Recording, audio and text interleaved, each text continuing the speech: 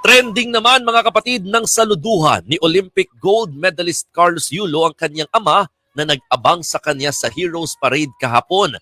Pangako ni Kaloy, magkikita silang muli. Yan ang pampagising na balita ni Ian Suyo.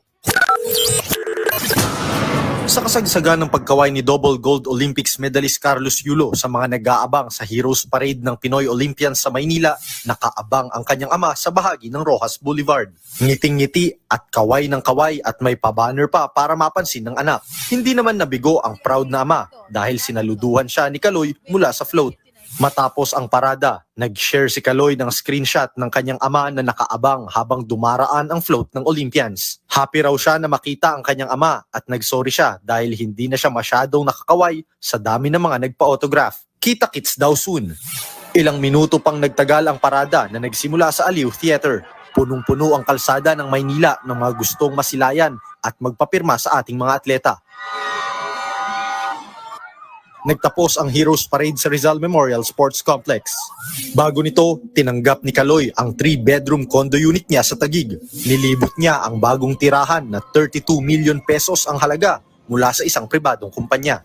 Bago niyan, alas 10 ng umaga nang magpunta si Kaloy at iba pang Olympians sa Kamara. Ginawaran ng Congressional Medal of Excellence si Yulo, ang pinakamataas na parangal na ibinibigay ng Kongreso sa mga Pinoy achievers sa iba't ibang larangan gaya ng sports. Binigyan din siya ng higit 14 million pesos na cash na pinag-ambagan ng mga kongresista. Napa-A pa ni Yulo, sina House Speaker Romualdez at ibang leader ng Kamara.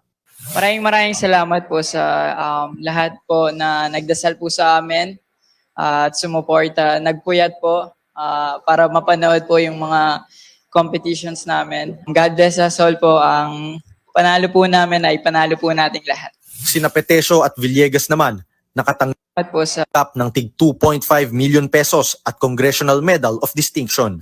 Mas grabe pa yung suporta nila sa mga atleta po kaya sobrang thankful po. So sobrang nakaka-proud po, tapos bagan the feeling po na baliwala talaga yung pagod tsaka hirap mo, tapos yung lahat po ng pinagdaanan ko, hindi siya biro.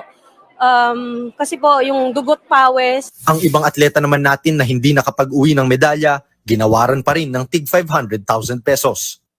Yung karangalan na dinala nyo dito sa Pilipinas dahil sa pagpartisipasyon niyo sa Olympics sa Paris at sa pagkaganyo ng mga medalya ay napakagandang oportunidad na papakita yung gilas ng Pilipinas sa buong mundo. Nangako rin ng Kamara na tututukan ang pangangailangan ng mga atletang Pinoy na una na ring pinangako ng Malacanang. Sa pagbabalik bansa ng mga atletang lumaban sa Paris Olympics, higit pa sa medalya, bitbit nila ang pag-asa sa ating mga kababayan. Pinag-aalab ang damdamin ng mga kabataan at muling pinagbubuklod ang pamilyang higit pa sa ginto ang halaga. Nagbabalita mula sa Frontline, Ian Suyu, News 5.